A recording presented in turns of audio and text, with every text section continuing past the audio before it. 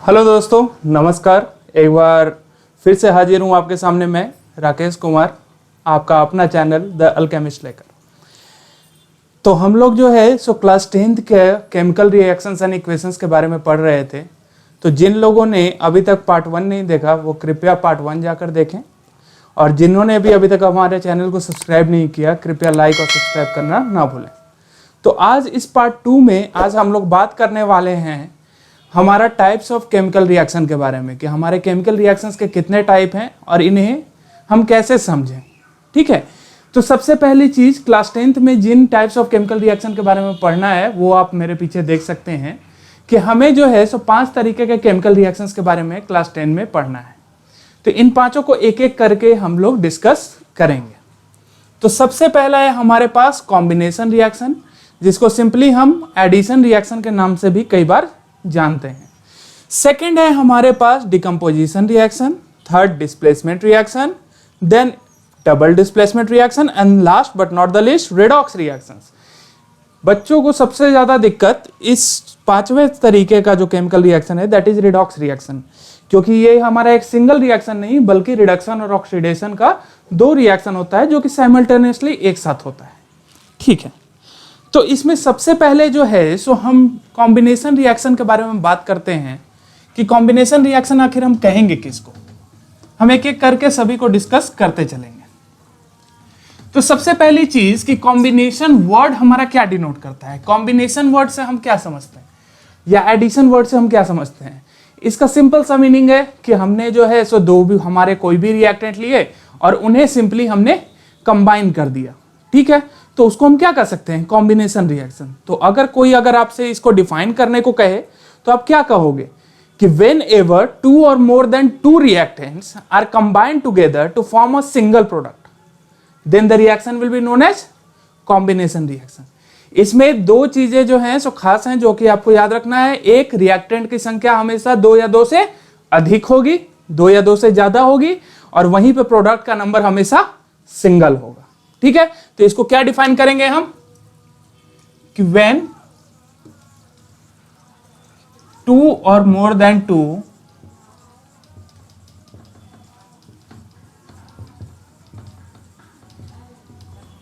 reactants combine together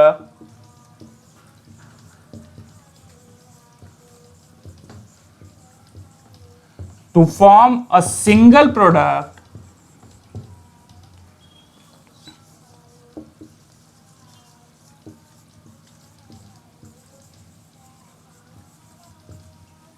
then it is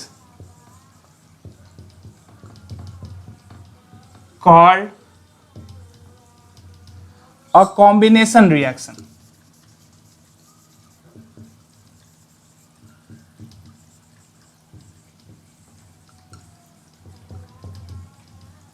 जब भी हमारा 2 या 2 से अधिक रिएक्टेंट हमारा आपस में कंबाइन करके एक सिंगल प्रोडक्ट बनाए तब उसको क्या कहेंगे हम कि वह एक कॉम्बिनेशन रिएक्शन है। चलिए इसको एग्जांपल्स के माध्यम से समझने की कोशिश करते हैं।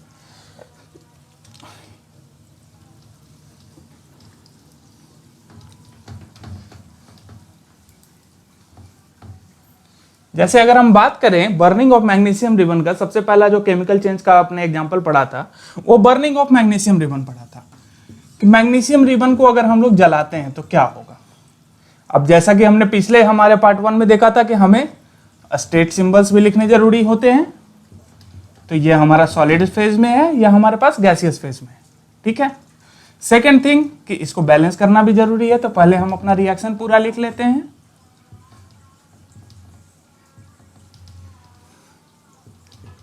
और अगर ये बर्न कर रहा है तो फ्लेम के साथ हीट भी लिख लेगा। ठीक है, इसको बैलेंस कर लेते हैं। चलिए, यह हमारा किस फेज में रहेगा, सॉलिड फेज में। कौन सा सॉलिड, एस के रूप में हमें जो है सो मैग्नीशियम ऑक्साइड अपना मिल जाएगा। तो अब हम यहाँ क्या देख रहे हैं कि हमारे पास मैग्नीशियम है, ऑक्सीजन के साथ कंबाइन करके MgO बना रहा है, राइट। तो अब ये देख रहे हो आप कि यहाँ पे हमारे पास नंबर ऑफ रिएक्टेंट कितने हैं, 2 रिएक्टेंट है। नंबर ऑफ प्रोडक्ट कितना है, तो सिर्फ एक ही प्रोडक्ट है। तो ये एक सबसे बेसिक एग्जांपल हो गया हमारे पास किसका, कॉम्बिनेशन रिएक्शन का। इसके अलावा कॉम्बिनेशन रिएक्शन में एक चीज और हमें ध्यान देने वाली चीज है कि यह जनरली एक्सोथर्मिक इन नेचर होता है। जैसे इसमें जलाया, हमारा हीट निकला।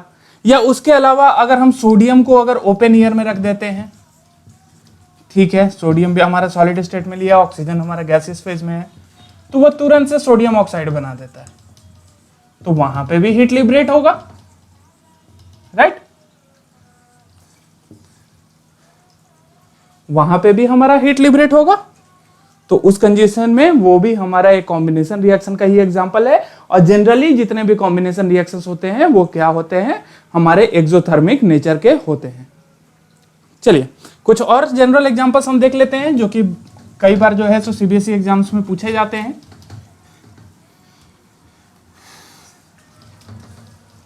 जैसे CaO, ठीक है। अब CaO क्या है, इसको हम बोलते हैं कैल्शियम ऑक्साइड। इसका कॉमन नेम भी एक होता है, इसको हम बोलते हैं क्विकलाइन। इसको हम क्या कहेंगे, क्विकलाइन। जो जनरली आप चूना देखते हो, ठीक है, वो हमारा क्या है, कैल्शियम ऑक्साइड। इसके थ्रू भी अगर हम कार्बन डाइऑक्साइड पास कराएंगे तो ये दोनों कंबाइन करके हमारा कैल्शियम कार्बोनेट बना देता है। ये हमारा कैल्शियम कार्बोनेट क्या कहलाता है, इसको बोलते हैं हम लोग लाइमस्टोन। कॉमन नेम है इसका लाइमस्टोन। बैलेंस करने की जरूरत नहीं है क्योंकि ऑलरेडी यह बैलेंस्ड है।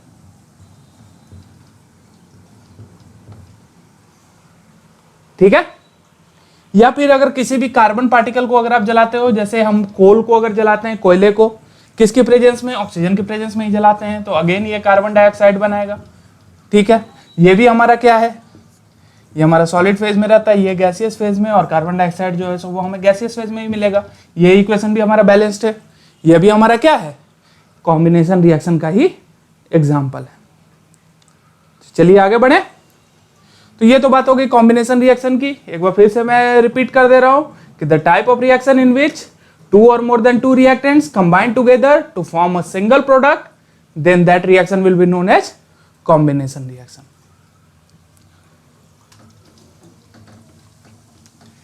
इसके बाद बात कर रहे हैं हम लोग डिकम्पोजिशन रिएक्शन का। डिकम्पोजिशन रिएक्शन किसको कहेंगे हम लोग डिकम्पोजिशन? तो डिकम्पोजिशन कब कहते हैं हम लोग, जब अगर कोई भी एक सब्सटेंस अगर हमारा ब्रेकडाउन हो, ठीक है, तो उसको क्या कह सकते हैं हम, उस सब्सटेंस का डिकम्पोजिशन हो रहा है। जैसे डिकम्पोजिशन ऑफ ऑर्गेनिक वेस्ट की बात करते हैं तो जो माइक्रोबियल्स के द्वारा होते हैं, माइक्रोब के द्वारा होते हैं, तो उस कंडीशन में वो क्या होता है कि कोई भी हमारा एक कॉम्प्लेक्स ऑर्गेनिज्म जो है, डेड ऑर्गेनिज्म, वो हमारा धीरे धीरे टाइम के साथ सिंपलर हमारे मॉलिक्यूल्स में ब्रेक होता रहता है बाय माइक्रो ऑर्गेनिजम्स, राइट। तो वो हमारा क्या कहलाता है, वहां पे डिकम्पोजिशन कहलाता है। लेकिन यहां पे हम ऑर्गेनिज्म से तो डील कर नहीं रहे हैं, हम एक केमिकल सब्सटेंस की बात कर रहे हैं। तो डिकम्पोजिशन का मतलब क्या हो गया कि इसमें एक हमारा सिंगल रिएक्टेंट होगा और ये हमारा डिकम्पोज करेगा दो या दो से अधिक प्रोडक्ट में।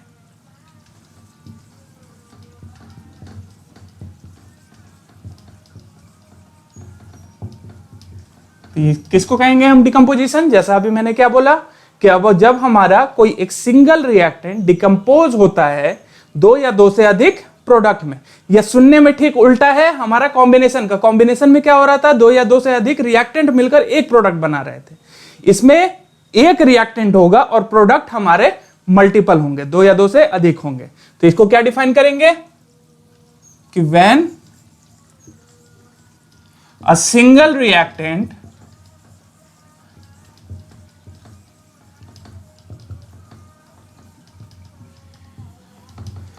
ब्रेक्स और डिकम्पोजेस, ब्रेक्स वर्ड से ही यहां हम काम चलाते हैं, ब्रेक्स इनटू टू और more then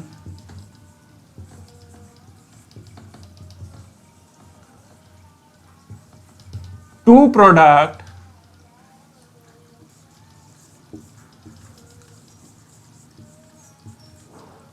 bye absorbing energy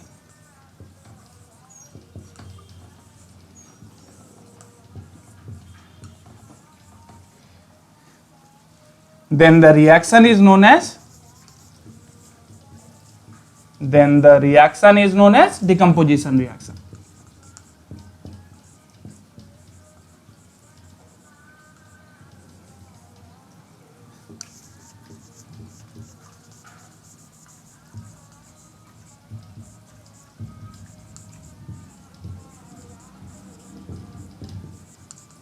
ठीक है। जैसे वहां हमने कॉम्बिनेशन रिएक्शन को एक और एक्स्ट्रा नाम से भी हम पुकार सकते थे, दैट इज एडिशन रिएक्शन। उसी तरीके से डिकम्पोजिशन रिएक्शन को भी कई जगह पे डिसइंटीग्रेशन रिएक्शन के नाम से भी जाना जाता है। डिसइंटीग्रेशन मतलब उसके अलग अलग पार्ट कर देना, उसको इंटीग्रेट कर देना, ठीक है। तो ये तो बात हो गई। अब इसके कुछ एग्जांपल्स को फिर से हम लोग देखेंगे कि हमारा यह कॉम्बिनेशन का ठीक ऑपोजिट कैसे है। अच्छा, यहां पे एक हमारे पास वर्ड है कि बाय अब्सॉर्बिंग एनर्जी। ये चीज याद रखिएगा कि यह हमारा जो है सो अगर किसी एक सिंगल रिएक्टेंट को अगर ब्रेक होना है मल्टीपल पार्टिकल के अंदर, तो उस कंडीशन में उसको एनर्जी चाहिए। जैसा कि हम लोग जो है सो क्लास 9th के मैटर इन आवर सराउंडिंग्स में पढ़ते हैं कि जो मैटर पार्टिकल्स हैं उनको अगर मूवमेंट अगर ज्यादा करनी है तो उसके कारण उनको एनर्जी चाहिए होगी एक्स्ट्रा, और वो एनर्जी उनको कहाँ मिलेगी? Bye absorbing energy. तो बेसिकली यहां पे डिकम्पोजिशन में भी एक सिंगल रिएक्टेंट हमारे मल्टीपल प्रोडक्ट्स में बदल रहा है, तो उस रिएक्टेंट को के पार्टिकल्स को भी एनर्जी चाहिए कि वो अलग अलग प्रोडक्ट बना सकें। तो यह एनर्जी एब्जॉर्ब करके ही यह रिएक्शन कैरी आउट होगा। अब यह एनर्जी एब्जॉर्ब किस फॉर्म में हो सकता है? तो 3 फॉर्म में हो सकता है, ठीक है। कौन कौन से फॉर्म में हो सकता है? तो पहला है thermal energy, that is heat. Second is electrical energy, that is electricity. And the third one is sunlight और सोलर इलेक्ट्रिसिटी, ठीक है, जिसको हम सिंपली इलेक्ट्रोमैग्नेटिक रेडिएशंस के नाम से भी जान सकते हैं, क्योंकि सनलाइट भी हमारा एक इलेक्ट्रोमैग्नेटिक रेडिएशन है। तो इलेक्ट्रोमैग्नेटिक रेडिएशंस की मदद से भी कई रिएक्शन कैरी आउट होते हैं।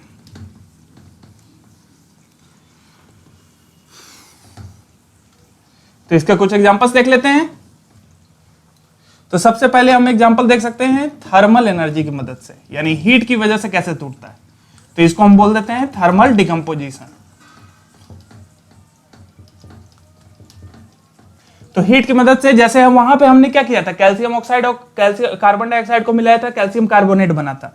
यहां पे इसी कैल्शियम कार्बोनेट यानी लाइमस्टोन को जब हम हीटअप करेंगे तो हम देखेंगे क्या ये अगेन कैल्शियम ऑक्साइड और कार्बन डाइऑक्साइड में ब्रेक कर जाएगा। तो यहां क्या हो रहा है, हम हीट कर रहे हैं, वह हमारा डिसइंटीग्रेट कर जा रहा है, या फिर हम कहें डिकम्पोज कर जा रहा है। उसी तरीके से आगे और देखें हम, तो लीड नाइट्रेट, ये हमारा एक कलर चेंज के लिए भी एक इंपॉर्टेंट हमारा पॉइंट है, या एक हमारा इंपॉर्टेंट रिएक्शन है। जैसे लीड नाइट्रेट जो होता है वो हमारा होता है व्हाइट कलर का। किस कलर का? व्हाइट कलर का, ठीक है। ये हमारा व्हाइट कलर सब्सटेंस है। इसको जब हम हीट करते हैं तो ये भी डिसइंटीग्रेट करेगा, ये भी डिकम्पोज करेगा। किस किस फॉर्म में करेगा? तो लीड ऑक्साइड, नाइट्रोजन डाइऑक्साइड और ऑक्सीजन। बैलेंस भी कर लीजिए इसको, ठीक है। अब देखिए कलर चेंज का कैसे हमारा इसमें दिख रहा है। तो ये जो हमारा लीड ऑक्साइड जो दिख रहा है ये हमारा येलो कलर का आता है, ठीक है। क्लास 10th में आपको बोर्ड एग्जाम के पॉइंट ऑफ व्यू से आपको इन कलर्स को याद रखना पड़ेगा, ठीक है, कि हमारे जो भी इंपॉर्टेंट रिएक्शंस है वो मैं सारे आपको बताते जाऊंगा अपने वीडियो सीरीज के अंदर, और आपको इन कलर चेंजेस को हमेशा याद रखना चाहिए, क्योंकि जो बोर्ड क्वेश्चंस हैं वो इन कलर चेंजेस के थ्रू बनते हैं। अब हम बात करते हैं नाइट्रोजन डाइऑक्साइड की। तो नाइट्रोजन डाइऑक्साइड का भी अपना कलर होता है, that is a brown gas, है तो गैसियस मीडियम ही, ठीक है। तो इसका कलर कैसा होता है? ब्राउन इन कलर, क्लियर है। तो ये है हमारा थर्मल डिकम्पोजिशन रिएक्शन। अब हम बात करते हैं इलेक्ट्रिसिटी की मदद से किसको हम डिकम्पोज कर सकते हैं। तो देखिए जो भी हमारा आयनिक कंपाउंड होगा, आयनिक कंपाउंड किसको बोलेंगे? ऐसे कंपाउंड जो कि आयन से बना हो, जो कि एक पॉजिटिव आयन एक नेगेटिव आयन से बना हो, या बेसिक तौर पे हम कह सकते हैं कि एक मेटल और एक नॉन मेटल से बना हो, ठीक है। तो उस कंडीशन में हम उसको जो है सो आयनिक कंपाउंड कहेंगे, और वहां पे जो डिकम्पोजिशन होगा उसको क्या कहेंगे हम?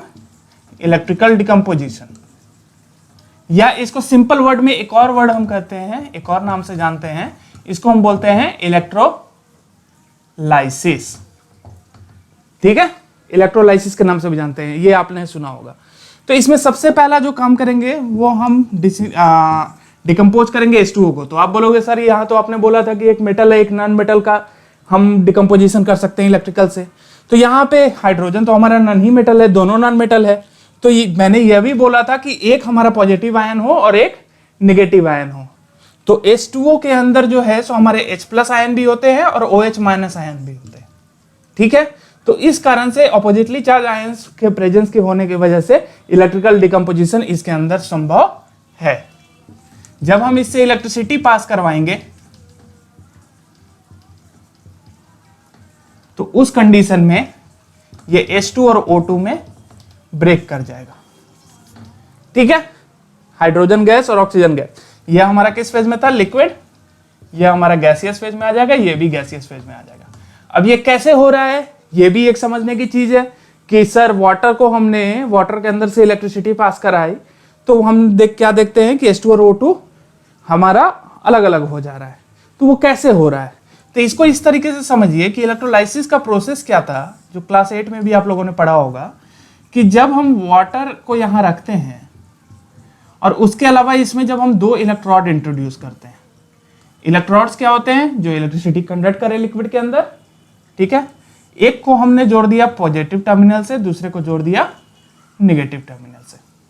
ठीक है, और इस वाटर के अंदर थोड़ा सा लगभग अबाउट 1 पिंच, एक चुटकी NaCl डाल दिया। NaCl क्यों डाल रहे हैं हम लोग, ताकि वाटर की कंडक्टिविटी बढ़े, ताकि वाटर अच्छी तरीके से हमारा चार्जेस को कंडक्ट कर सके। अब यहां देखिए कि यह हमारा पॉजिटिव से कनेक्टेड है, तो यह हमारा इलेक्ट्रोड कैसा चार्ज होगा, पॉजिटिव चार्ज होगा, वही यह इलेक्ट्रोड नेगेटिव चार्ज होगा। अब पॉजिटिव चार्ज इलेक्ट्रोड्स को हम लोग बोलते हैं क्या, एनोड। नेगेटिव चार्ज इलेक्ट्रोड्स को हम लोग क्या बोलते हैं, कैथोड। तो अब हम देखेंगे क्या कि हमारा जो वाटर के अंदर का जो H+ आयन है वो निगेटिव की तरफ अट्रैक्ट होगा। ठीक है, कैथोड एंड पर, तो कैथोड एंड पर हमें हाइड्रोजन गैस मिल जाएगा। ठीक है, एनोड एंड पर हमें कौन मिल जाएगा, ऑक्सीजन मिल जाएगा। क्लियर है। अब कई बार यह भी सवाल होता है कि सर हाइड्रोजन का जो वॉल्यूम आता है वो डबल आता है ऑक्सीजन के मुकाबले, तो क्यों, तो वो आपका रिएक्शन में ही उसका आंसर छुपा है। हम देख रहे हैं कि 2 मोल हाइड्रोजन गैस मिलेगा, क्योंकि बैलेंस करने पे इसका कांस्टेंट कितना आ रहा है, 2, और 1 ही मोल हमारा ऑक्सीजन मिलेगा। तो यानी कि हाइड्रोजन का वॉल्यूम हमेशा इलेक्ट्रोलाइसिस के ऊपर ऑक्सीजन के मुकाबले डबल होगा। और किसका किसका इलेक्ट्रोलाइसिस कर सकते हैं हम लोग, तो मैंने क्या बोला कि जो भी आयनिक कंपाउंड है, जैसे NaCl, pure NaCl aqua solution, इस बार सिर्फ हम थोड़ा सा नहीं डाल रहे हैं पानी के अंदर, अच्छी तरीके से इसका सॉल्यूशन बनाने के बाद कर रहे हैं। इसका भी अगर हम इलेक्ट्रोलाइसिस करेंगे, इलेक्ट्रिसिटी इसको देंगे, हम क्या देखेंगे कि हमारा कैथोड एंड नेगेटिव एंड पे हमारा जो पॉजिटिव चार्ज आयन था उसका न्यूट्रल फॉर्म यानी सोडियम मिल जाएगा, और वहीं एनोड एंड पर क्लोरीन गैस मिल जाएगा। ठीक है, तो जितने भी आयनिक कंपाउंड्स है उसका हम डिकम्पोजिशन कर सकते हैं by the help of electricity. चलिए अब हम अपने तीसरे decomposition reaction that is solar decomposition reaction की तरफ बढ़ते हैं, यानी कि सनलाइट की मदद से किसको हम डिकम्पोज कर सकते हैं।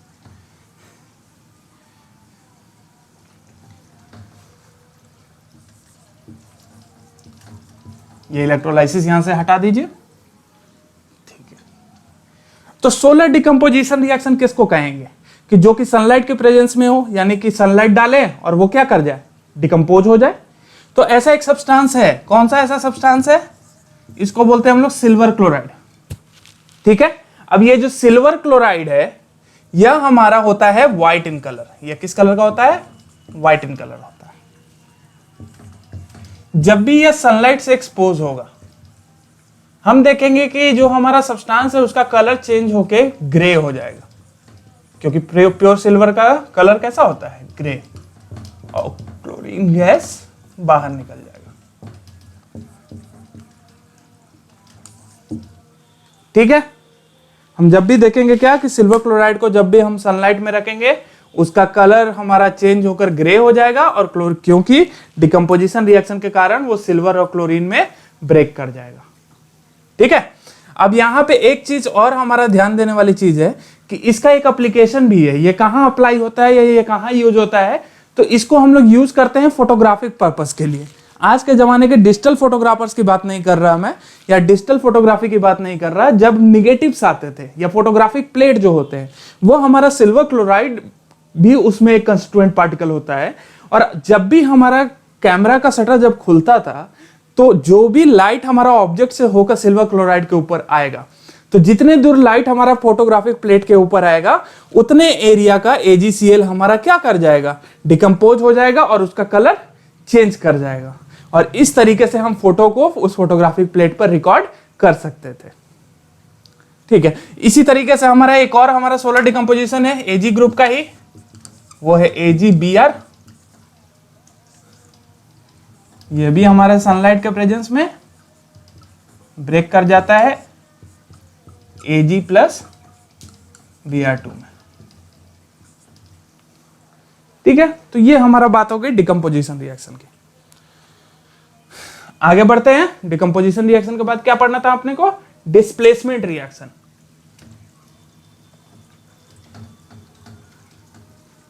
क्या होता है डिस्प्लेसमेंट रिएक्शन? आई थिंक आप लोग क्लास 8 में मेटल नॉन मेटल करके एक चैप्टर था, उधर भी आप लोग डिस्प्लेसमेंट रिएक्शन पढ़े होंगे। क्या होता है डिस्प्लेसमेंट रिएक्शन? तो डिस्प्लेसमेंट रिएक्शन के भी नाम से हमें पता चल रहा है, क्या पता चल रहा है डिस्प्लेसमेंट रिएक्शन के नाम से हमें?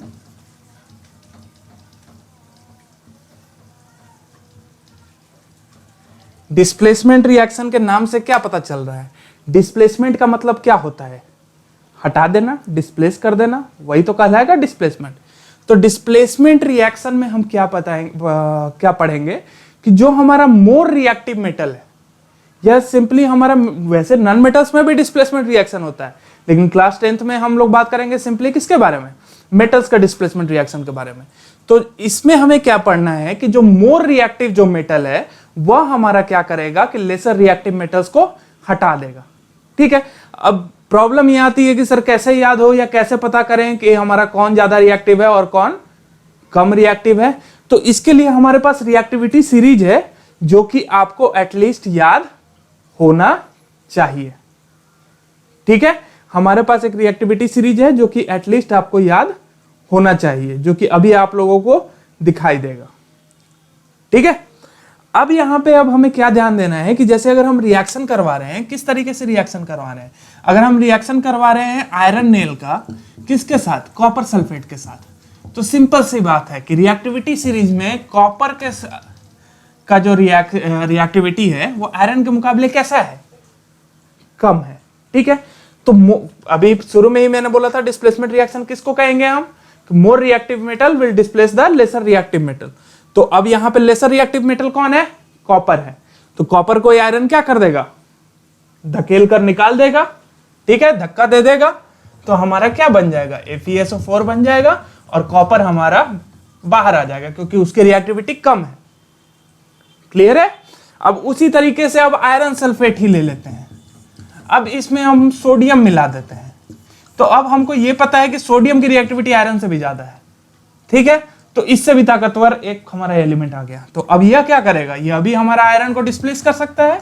तो अगेन हमारा डिस्प्लेसमेंट रिएक्शन कैरी आउट होगा, जहां पे इस बार Fe जो है सुबह बाहर निकल जाएगा।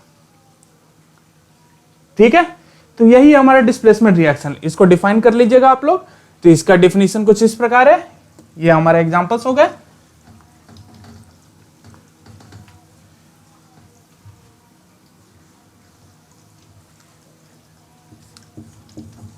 The type of chemical reaction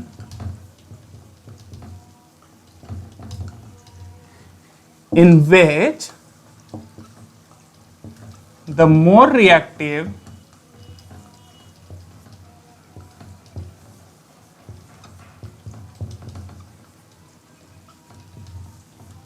element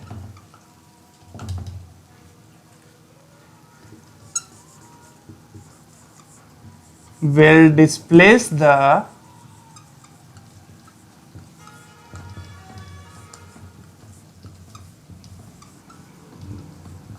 lesser reactive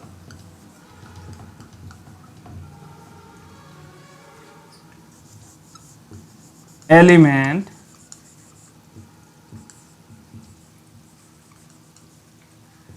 from their compound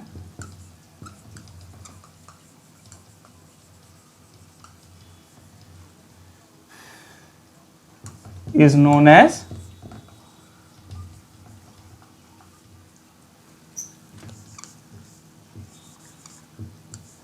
displacement reaction.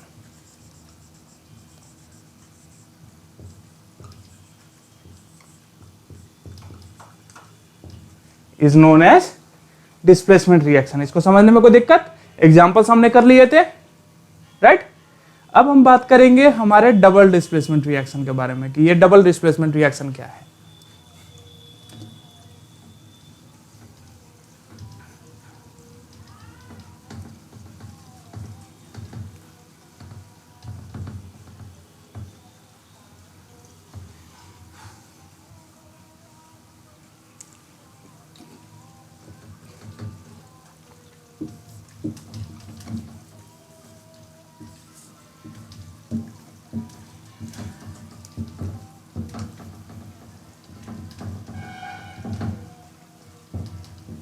तो डबल डिस्प्लेसमेंट रिएक्शन किसको कहेंगे? क्या दोनों एक साथ डिस्प्लेस हो जाएंगे? ऐसा तो पॉसिबल नहीं है। तो इसको क्या डिफाइन करते हैं हम कि बेसिकली इसमें क्या होता है कि हमारा म्यूचुअल एक्सचेंज होता है। किसका म्यूचुअल एक्सचेंज होता है? आयंस का। कैसे एक्सचेंज होता है? तो इसमें हम क्या करते हैं कि हमारे एक का निगेटिव आयन दूसरे के निगेटिव आयन की जगह चला जाता है और दूसरे का निगेटिव आयन पहले के निगेटिव आयन की तरफ चला जाएगा। कहने का मतलब क्या है कि मान लीजिए कि हमारे पास दो आयनिक कंपाउंड है। एक को रिप्रेजेंट किया हमने ए बी, जिसमें ए कटायन है, बी अनायन है। दूसरा हमारा कंपाउंड है सी डी, जिसमें सी कटायन है और डी अनायन है। तो यहां क्या होगा? म्यूचुअल एक्सचेंज ऑफ आयंस होगा। तो म्यूचुअल एक्सचेंज कैसे हो सकता है? जब इसका डी यह एक्सेप्ट कर ले और इसका बी यह एक्सेप्ट कर ले। ठीक है, तो यही चीज इसमें होगा, यानी कि ए के साथ डी आ जाएगा और सी के साथ बी चला जाएगा। ठीक है, तो आप देख रहे हो कि ये क्या हो रहा है? हमारा म्यूचुअल एक्सचेंज ऑफ आयन हो रहा है। तो इसका अगर हम रिएक्शन रिप्रेजेंट करें तो कैसे रिप्रेजेंट करेंगे? कुछ एग्जांपल्स है, मैं यहां रिप्रेजेंट कर दे रहा हूं। जैसे कि जब हमारा barium chloride plus sodium sulphate, ठीक है, ये दोनों कैसा सॉल्यूशन होते हैं? ये दोनों होते हैं एक्वस का रिएक्शन होगा, तब यह हमारा बनाएगा क्या? बेरियम सल्फेट और sodium chloride.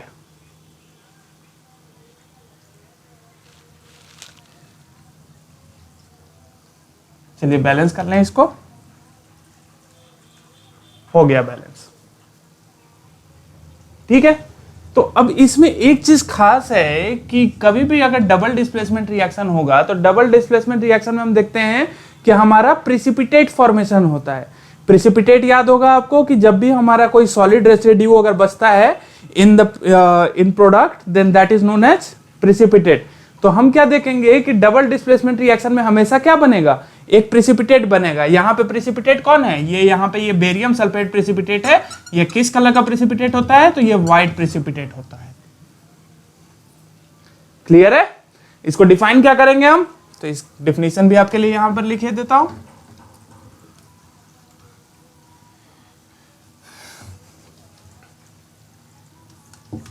The type of reaction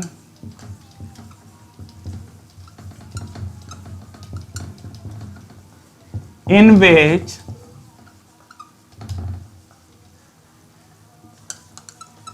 mutual exchange of ions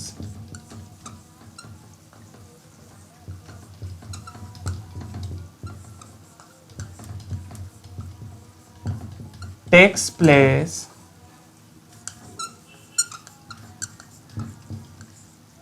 is known as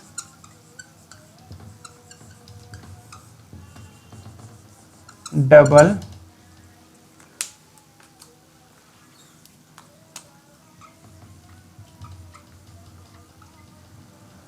displacement reaction. ठीक है, जहां म्यूचुअल एक्सचेंज ऑफ आयन हमारा हो वहां के क्या कहेंगे, डबल डिस्प्लेसमेंट रिएक्शन। ठीक है, कुछ इसके एग्जांपल और देख लेते हैं हम लोग।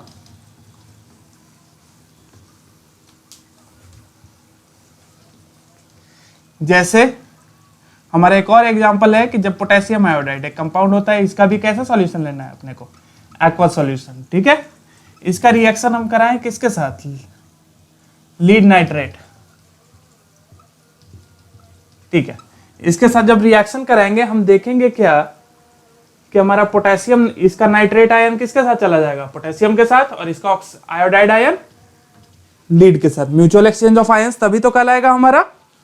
ठीक है, तो यहां क्या हुआ कि पोटेशियम के साथ हमारा नाइट्रेट आ गया और लीड के साथ हमारा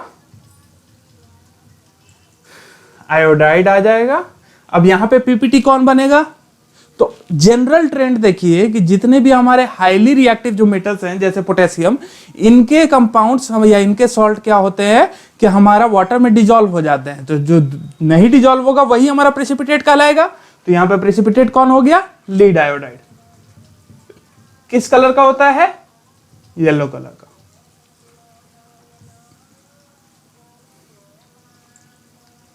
बैलेंस कर लीजिए, यहां पे इसको जो है 2 लिख लीजिए और यहां पे इसको 2 लिख लीजिए।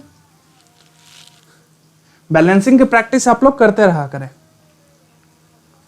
ठीक है, ये था हमारा डबल डिस्प्लेसमेंट रिएक्शन। अच्छा, एक इंपॉर्टेंट नोट है जो कि हमारे बुक्स में, कहीं एनसीईआरटी बुक्स में तो नहीं मेंशन्ड है। एक्चुअली में हमारा जो न्यूट्रलाइजेशन रिएक्शन होता है, कौन सा वाला न्यूट्रलाइजेशन रिएक्शन, वही न्यूट्रलाइजेशन रिएक्शन जिसमें आपने पढ़ा था कि अगर हमारा एसिड्स अगर बेसिस से रिएक्ट करें तो वह हमारा सॉल्ट और वाटर बनाता है। वो भी एक्चुअली एक टाइप का डबल डिस्प्लेसमेंट रिएक्शन ही है, बस उसमें प्रेसिपिटेट फॉर्मेशन नहीं होता है। जैसे अगर आप देखो क्या कि अगर NaOH और HCl को आपस में कंबाइन करो तो अब देखो इसका नेगेटिव आयन कौन है, OH माइनस आयन, इसका नेगेटिव कौन है, Cl माइनस आयन।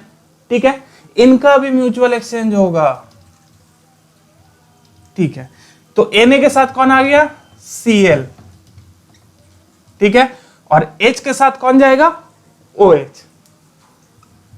तो HOH मिलकर क्या बना देगा, H2O। ठीक है, तो neutralisation reaction is also a type of double decomposition, sorry double displacement reaction. Clear है। तो ये था हमारा दोस्तों 4 टाइप के केमिकल रिएक्शन। किस किस बारे में हमने डिस्कस किया, कॉम्बिनेशन के बारे में डिस्कस किया, डिकम्पोजिशन के बारे में डिस्कस किया, हमारा डिस्प्लेसमेंट के बारे में डिस्कस किया, and then double displacement reaction. अब ये जो चौथे टाइप का या 5वें टाइप का जो हमारा केमिकल रिएक्शन है, रेडॉक्स रिएक्शंस, यह थोड़ा सा हमारे लिए जो है थोड़ा हमारे लिए इंपॉर्टेंट हो जाता है, क्योंकि ये रिडॉक्स रिएक्शंस हम आगे चल के भी पढ़ेंगे। ठीक है, तो इसके बारे में मैं अलग से एक वीडियो लेकर जल्दी आपके सामने फिर से हाजिर होऊंगा। तब तक के लिए हमारा चैनल देखते रहिए, सब्सक्राइब करना ना भूलिएगा। धन्यवाद।